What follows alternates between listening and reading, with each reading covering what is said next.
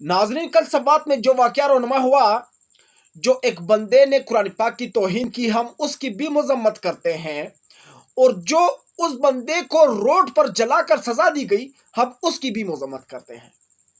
کیونکہ یہ طریقہ بھی غلط تھا اس کو سزا دینے کا۔ اس پر ہم لوگ تفصیل سے بات کریں گے۔ اس سے پہلے ناظرین، آپ کو یہ بھی پتا تھا چلو کہ اس واقعے پر بات کرنا کیوں پڑ رہی ہے ہمیں، کیونکہ اب یہاں پر بات پٹھانوں والی آ گئی ہے، اور اب لوگ پٹھانوں پر سوال اٹھا رہے ہیں، تو اسی وجہ سے ہم بھی پٹھان ہیں، تو ہم ان لوگوں کو جواب دینا چاہتے ہیں۔ بھائی، سب سے پہلی بات یہ ہے کہ اس بندے نے جو وہاں پر قرآن پاک کی بے حرمتی کی، ٹھیک ہے، بے حرمتی کی ہوگی، میں مان لیتا ہوں یہ بات، اور اس کے بعد پولیس آ بھی گئی، اریسٹ بھی کر لیا اور تانے لے کے گئے۔ وہاں پر مسجدوں میں اعلان کرنے کی کیا ضرورت ہے کہ ایک بندے نے جو ہے قرآن پاک کی بے حرمتی کی ہے؟ وہاں پر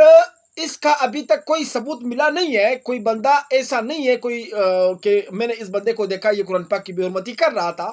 یا قرآن پاک کو جلا رہا تھا، یا قرآن پاک کے اوراق کو جلا رہا تھا۔ ایسا کوئی بھی عینی شاہد وہاں پر موجود نہیں ہے فی الحال، اور اس بندے کا نام تک کسی کو پتا نہیں ہے کہ اس بندے کا نام کیا تھا۔ اور یہاں پر بتایا یہ جاتا ہے کہ یہ بندہ سیالکوٹ سے آیا ہے اور ہے پنجابی، اور سوات میں وہ پکنک منانے گیا تھا، اور پچھلے 5 دن سے وہ سوات میں رہ رہا تھا، اور وہاں پر انہوں نے قرآن پاک کی بے حرمتی کیوں کی مجھے سمجھ نہیں آتا۔ اور سب سے بڑا سوال جو ہے وہ یہ ہے کہ آخر ایک پنجابی کو جو ہے سیالکوٹ سے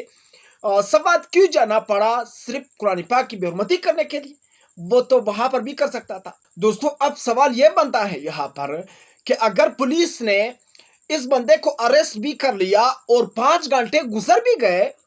اس کے بعد بھی پولیس نے اس بندے کو اسی جگہ پر اسی تانے میں رکھا، کہ تاکہ جو مظاہرین کو پتا تھا کہ پولیس اس شخص کو اس تانے لے کے گئے، تو اس تانے سے پولیس نے 5 گھنٹے کے اندر کسی اور تانے پر منتقل کیوں نہیں کیا؟ یہ سب سے بڑا کوسچن ہے۔ اور اس کے بعد سب سے بڑا کوسچن یہ ہے، یہ بندہ اگر دماغی توازن اس کا ٹھیک نہیں تھا، یا یہ بندہ پاگل تھا، یا یہ بندہ جو ہے گھر سے بھاگا ہوا تھا، یہ ذہنی مریض تھا، تو اس بندے نے 5 دن ہوٹل کا کرایہ کہاں سے لایا؟ اور یہاں پر پکنک منانے کے لیے جو پیسے چاہیے تھے وہ کہاں سے لائے اس نے؟ یہ بندہ بالکل میرے اندازے کے مطابق ٹھیک ٹھاک تھا، اور اس کے پاس اچھا خاصا پیسہ بھی تھا، کیونکہ سوات جو ہے وہاں پر لوگ پکنک کے لیے جاتے ہیں، اور کافی مہنگا شہر ہے۔ وہاں پر اگر آپ جاتے ہیں تو آپ کو ہر چیز دگنی قیمت پر ملے گی۔ تو یہ بندہ وہاں پر جو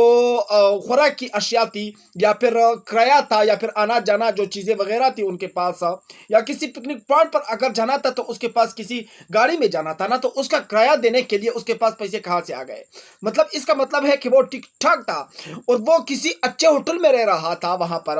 مطلب اس کا یہ ہے کہ یہ بندہ بالکل ٹھیک ٹھاک تھا۔ اب یہاں پر سوال یہ بنتا ہے، کچھ لوگ یہ کہتے ہیں کہ اگر وہ قرآن پاک کی بے حرمتی کرتا بھی تھا، یا قرآن پاک کو جلاتا بھی تھا، تو کم سے کم مظاہرین کو صبر اور تحمل کا مظاہرہ کرنا چاہیے تھا، اور ایسے سر عام روڈوں پر سزا نہیں دینی چاہیے تھی۔ اس کا جواب میرے پاس یہ ہے کہ پاکستان میں آپ لوگوں نے دیکھا ہوگا کسی بھی کیس کا کوئی رزلٹ نہیں نکلتا ہے، کوئی قانون پاکستان میں نہیں ہے، کوئی آئین پاکستان میں نہیں ہے، کوئی قانون پاکستان میں کوئی مانتا ہی نہیں ہے۔ طاقتور حلقوں کو آپ دیکھ لے، اسٹیبلشمنٹ کو آپ دیکھ لے، یا جوڈیشری کو آپ دیکھ لے، یا بیوروکریسی کو آپ دیکھ لے، کوئی بھی کسی بھی عدالتی فیصلے کو سیریس نہیں لیتا ہے، نہ کوئی مانتا ہے۔ اور اگر کوئی عدالت فیصلہ بھی کر لیتا ہے تو پھر وہ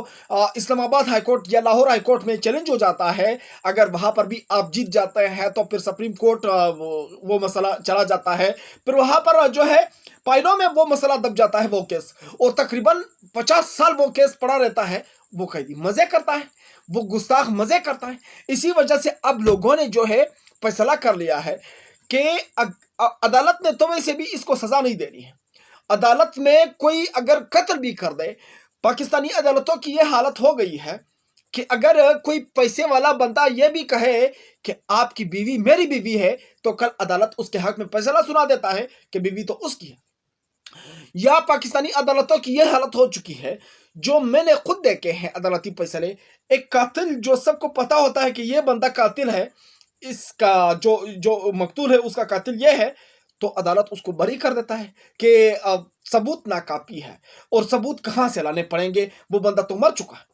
تو اس کا مطلب ہے کہ پاکستان میں عدالتی نظام بالکل فارغ ہو چکا ہے، پاکستان میں کوئی قانون ہے نہیں، کوئی عدالت نہیں ہے، تو اب بندہ کس پہ بھروسہ کرے؟ تو اس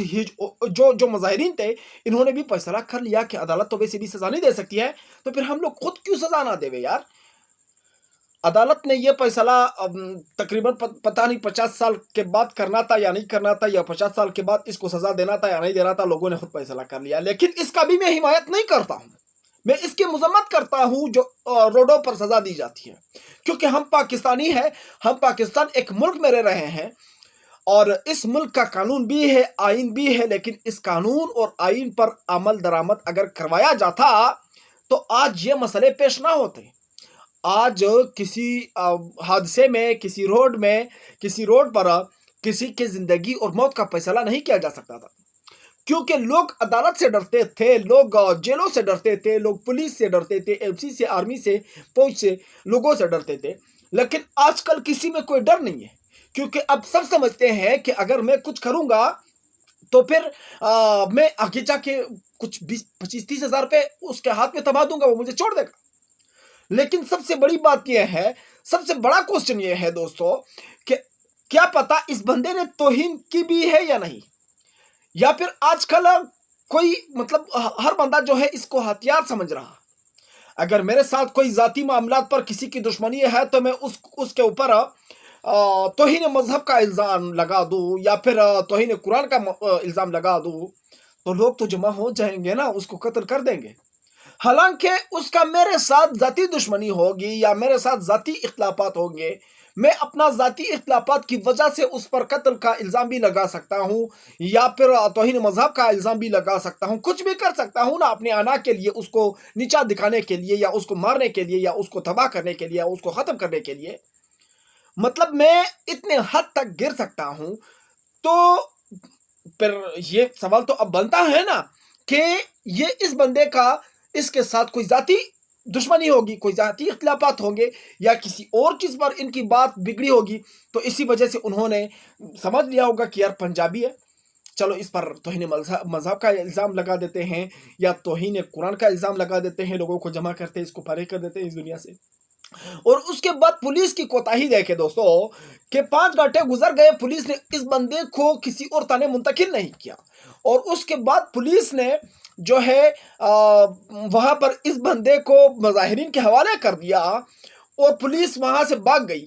اور مظاہرین نے جو ہے پولیس کی گاڑی کو آگ بھی لگا دی، اور وہاں پر کچھ املاک کو آگ لگایا، تھانے کے اندر توڑ پھوڑ بھی کی، اور ملزم تھا، اس ملزم کو پولیس کی کسٹڈی سے باہر نکال کے روڈ پر سیدھی گولی ماری انہوں نے، مظاہرین نے یہاں پر، اور پولیس پتہ نہیں کہاں غائب ہو گئی، کہاں بھاگ گئی۔ ایسے پولیس کو تنخواہ دینے سے بہتر ہے کہ بندہ ایسی تنخواہ کو کتوں کو کھلا دے، کیونکہ اگر آپ کسی کو تحفظ نہیں دے سکتے ہیں تو پھر آپ استعفیٰ کیوں نہیں دیتے ہیں، مستعفی کیوں نہیں ہو جاتے ہیں، چھوڑ کیوں نہیں دیتے ہیں یہ محکمہ؟ دفع کرو یار، کیا بنا رکھا ہے ایسی چیزوں میں؟ ہر بندے کو بولو کہ اپنے لیے آپ بندوق لے لے، اپنی حفاظت آپ خود کرے، محافظ خود بنے، ہمیں ٹیکس، ہمیں پیسہ نہ دے یار۔ پاکستانی عوام جو